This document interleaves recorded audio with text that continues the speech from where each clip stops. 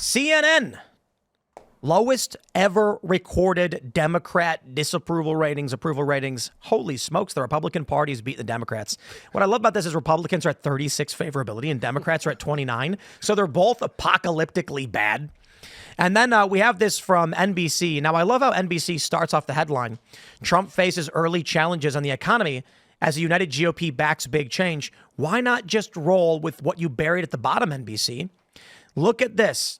Democrats' lowest positivity. Wow. Is it ever, I guess? Yeah. At 27.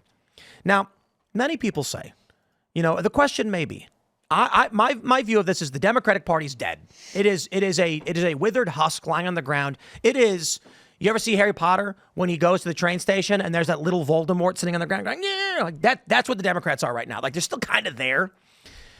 In the CNN poll, which I wonder if I can pull up here. I don't know if they have it. No, I guess not. On Mediaite, they say they ask which Democrat represents the party's values. The best, the highest anyone achieved was 10%. That's it, and it was AOC. Kamala Harris came in second with 9%, and I think then Bernie Sanders, and then everyone else, and Barack Obama. I think it was Obama. I don't know. And then everybody got 4% or less, down to 1%, meaning there's no party leadership. And the best they can muster up is AOC. Yep. 10%. That's it. Republican Party, Donald Trump. The Republican Party supports Trump like 100%. It's like, if you go to any Republican and say, who's the leader of the Republican Party? Trump. You go to any Democrat, who's the leader of the Republican Party? They might say Elon Musk to be cheeky, but it's Donald Trump. You go to Democrats, say who's in charge of the Democratic Party, and they go. Do you know why that is, though? Why they have no leader? Yeah. No. Why? Well, yeah. Why they're nothing? Why they're just crumbling? I think when you represent nothing, right, there is no one who can represent you. Mm-hmm. So if you look at the 2020 election cycle, Joe Biden said, "I hate Trump," and you vote for hating Trump, and people voted for hating Trump. Well, I'll tell you what. The way I described it this morning, if you got two guys in your kitchen, one guy says, I'm going to cook you dinner and I'm going to make beef bourguignon and it's going to be the best you've ever had. And I'm going to insult you and cuss and swear and make a big mess. It's like, okay, that doesn't sound too good, but he's going to make the best meal ever. The other guy goes, I won't do any of that. Okay, guess what happens when you vote for the guy who promises not to do anything for you? Come dinner time, there's no dinner. Empty plate. That's right. You can have the crazy guy who you think is messy and talks weird, but he makes you a beef bourguignon. Which I don't even know what that is. What is that? Is it like beef and like a white wine sauce? I don't know. I think with noodles. Sounds delicious. Well. Yeah, with noodles? Yeah. So I think why the Democrats are super unpopular right now is because of Trump, but why in particular because of Trump? Trump is so effective at baiting the far left Democrats, the far lefts in the Democrat Party, to rally around the most unpopular things that make the rest of the party look really stupid and drag the rest of them down. So for example, with this most recent Trey Duragua stuff, this is literally a terrorist organization. Press Secretary Carolyn Levitt said these are monsters who tortured, raped, and murdered a 12-year-old. They said they were responsible for killing 22-year-old nursing student Laken Riley. So he's forcing the Democrats to defend literal rapists and murderers, and the Democrats are asking themselves, why are we so unpopular? He's deporting Mahmoud Khalil, right? Supports literal terrorists. He's not just anti-Israel, somebody who supports Hamas, who is anti-Israel, and now he baited the far left to literally go protest in the street and make him the face of their movement. So he's so effective at baiting the far left, and the centrist Democrats just have to get dragged to their grave by the far left. I just have a quick correction. It's a red wine sauce. I can't believe I said with a white wine sauce. I'm silly. But also they have nothing to offer, right? They have no good news to bring to anyone. So even American values were based off hope, giving you freedom, giving you liberty, giving you confidence that this is the land of the free. But Democrats do the exact opposite. Racism exists. Therefore, if you're Mexican, if you're a minority, you're not going to get the same opportunities as the next guy. So they have no hope. They have nothing to offer. Once again, it's only the... I think they're failing to coalesce around the most popular issues within their party because of the centrist and the far left. And Trump, I think, neutralized some of their issues because I think the Democrats, they've won elections in the past, and I foresee that winning elections in the future once they find their footing in leadership here. But I mean, on some positions, many people in the country, do prefer the Democrats, but Trump managed to dispel them and focus on issues that are so just unpopular for Democrats. So, for example, we haven't heard a word about abortion. That is the most popular issue Democrats can ever talk about. That's what I was and gonna Trump say. has managed to completely dispel that by saying he wouldn't move forward with the national abortion ban. So the most important issues he is dispelling, and then he's pressing his thumb down on the most unpopular issues that the Democrats have to deal with. Like, again, deporting literal rapists and murderers. And this is who the ACLU decides to focus their defense on. Like, you could have legalese to challenge any case. We also Donald Trump needs to be more selective on this one. Donald Trump should do things that he, like the meme 7 years ago? I can't believe it's been that long. Wow. The meme was, ingenious move, Trump supports impeachment, forcing Democrats to oppose. The fact that Democrats are actually defending Trende Arago right now because Trump is deporting them. Yeah. We should just someone's got to go to the president and say, Mr. President, anything you do, they'll do the opposite of. Right. So first of all, you should start praising McDonald's, Starbucks, Chuck E. Cheese's. Yeah. Then get them to come out against all of it. Then force those businesses to side with you because Democrats are opposing them. So when Trump brought McDonald's, this happened. People like McDonald's, okay? It may not be as big as it once was, but people love their cheeseburgers and their French fries. That's why McDonald's is everywhere. Donald Trump ordered McDonald's to the White House, and the Democrats started attacking McDonald's, saying it was disgusting. And I'm like, hilarious. You're going to force McDonald's to come out in support of Donald Trump because they have no choice.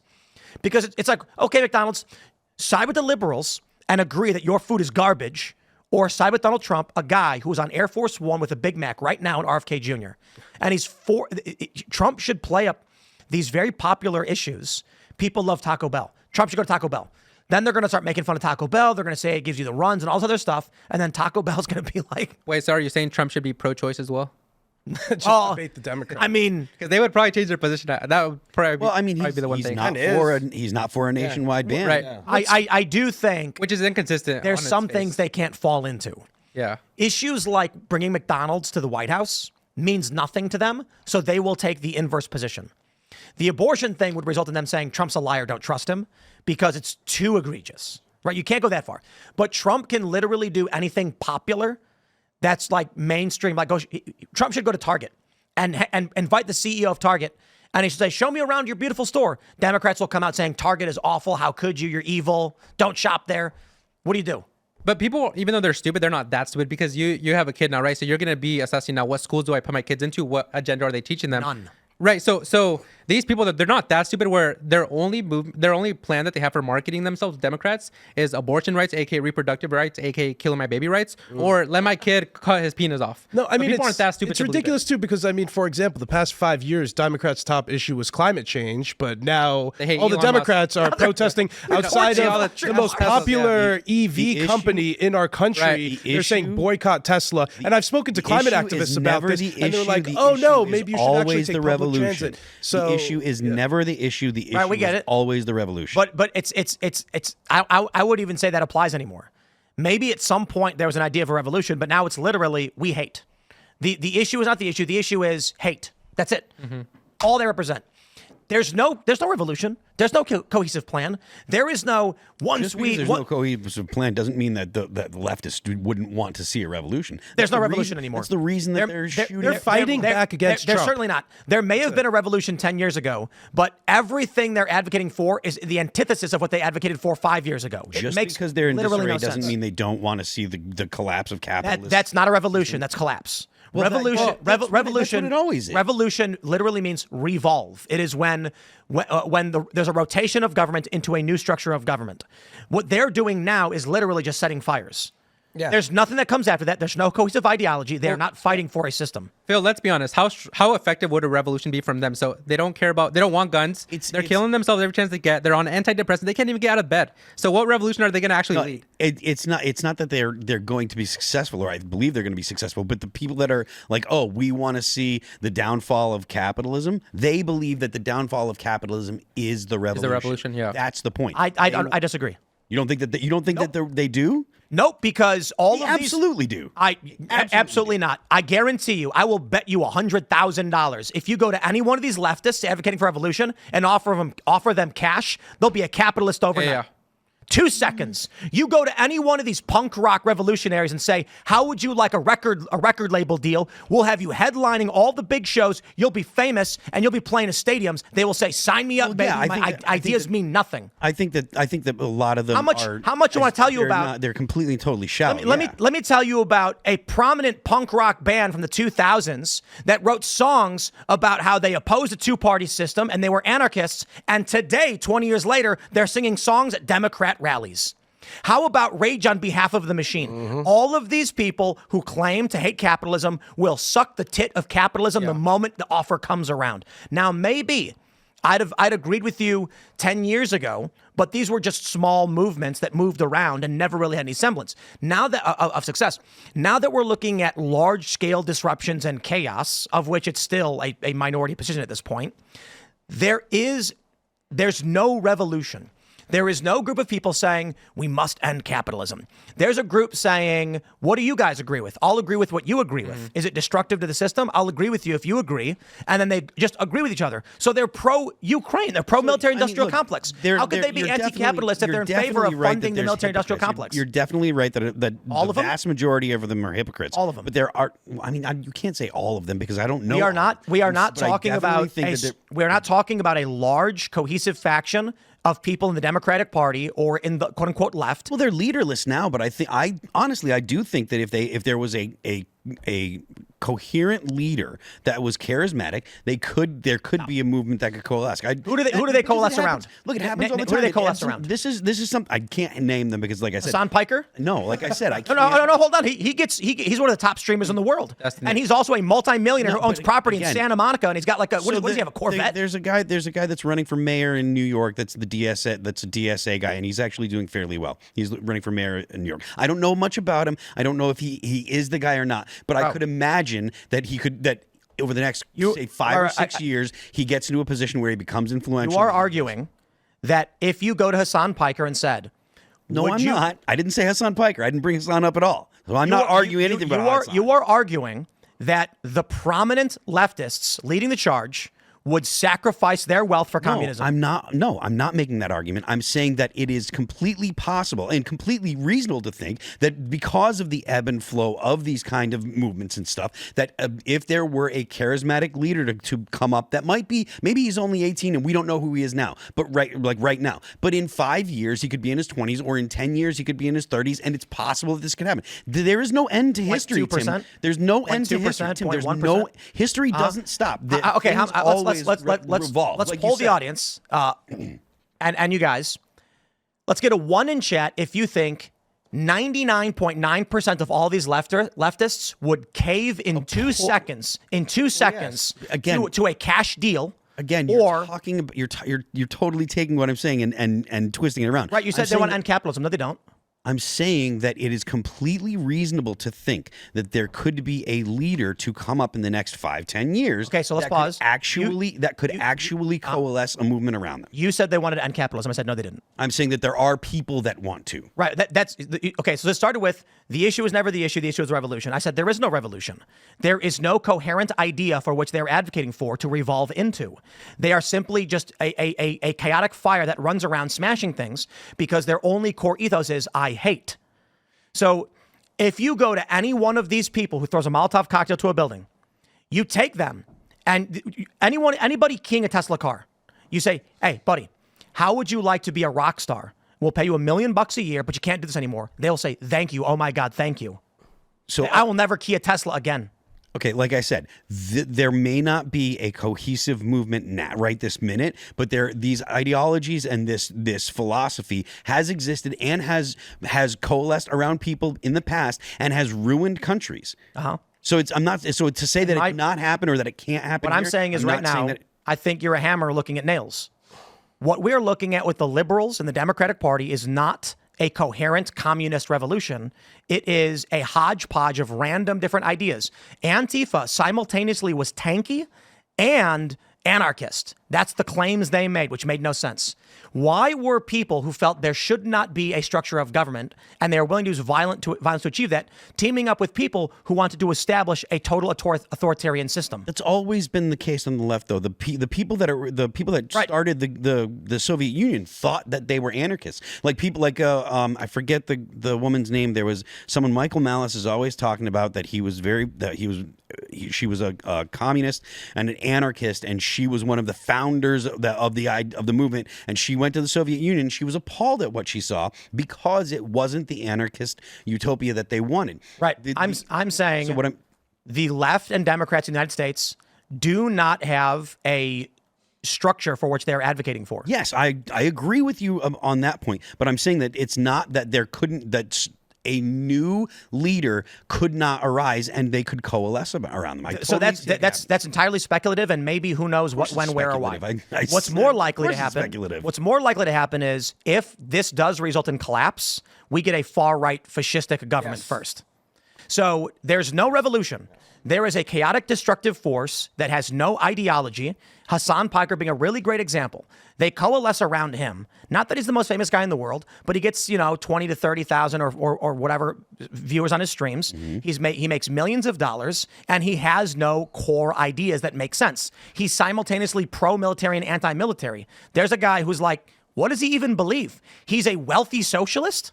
Well, this seems to be paradoxical. No, he's just a grifter. He's just going to say whatever he's got to say. When it comes to Israel, the military-industrial complex is wrong. When it comes to Ukraine, we can't leave Ukraine on their own. It makes literally no sense.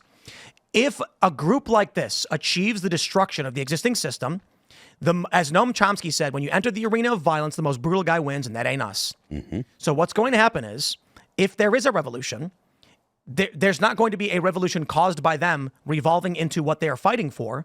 It will be a fascistic, militarized government of the right taking over and operating with authoritative systems under its own moral framework. To put it simply, if there was a Christian theocratic established militarized government that took over, most MAGA people probably would not care.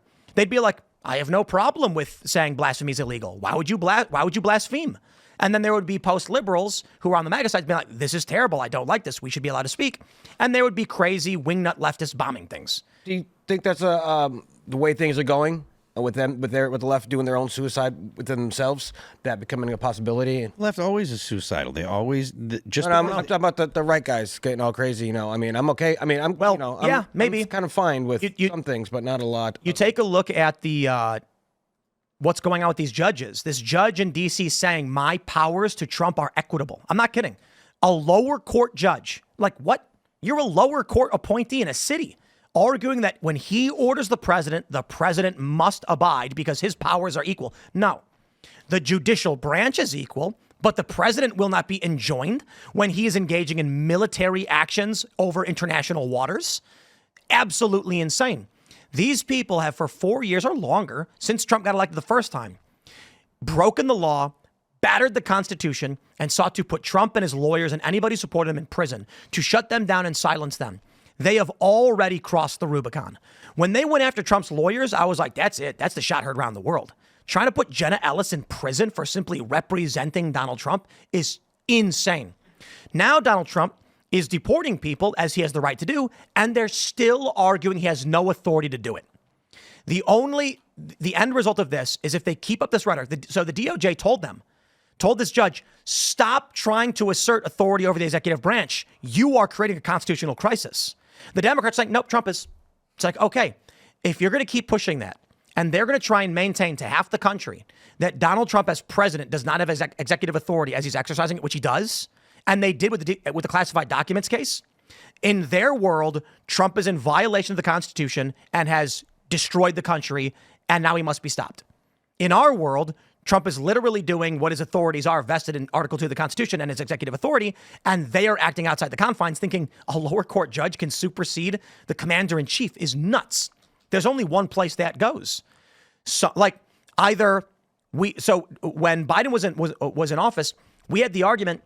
Either we get a Chinese communist style government with the Democrats as the only party, or you get some kind of civil war. Either we surrender or we fight back. Well, we wanted to avoid that through an election. We said we got to win the popular vote to avoid any kind of crisis or violence, and we did. Trump won the popular vote. He got a popular mandate. We won. Democrats have not stopped doing what they've always been doing, which means today, Donald Trump can just keep doing what he's authorized to do, and they will declare further war. They're committing acts of terrorism against Tesla dealerships. They're targeting private owners. They're shooting Tesla vehicles, setting them on fire. We got one story for you guys. A dude tried to set a Tesla on fire, set himself on fire. Oops. Yep. These people have gone insane, and they're not stopping, and they're not slowing down.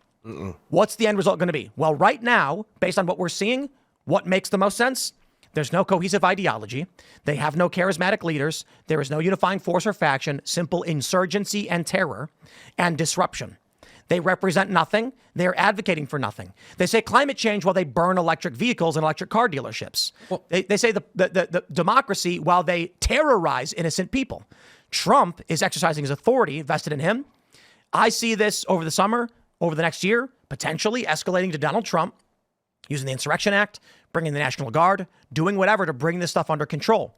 When they start arresting these far leftists engaged in terrorism, the left is going to claim Trump is disappearing people. When you get a guy who's not a citizen leading protests which turn violent, one of the organizers, Mahmoud Khalil, and then Trump says, the Secretary of State has sole discretion to revoke visas, be it temporary or otherwise, and they say he's been disappeared.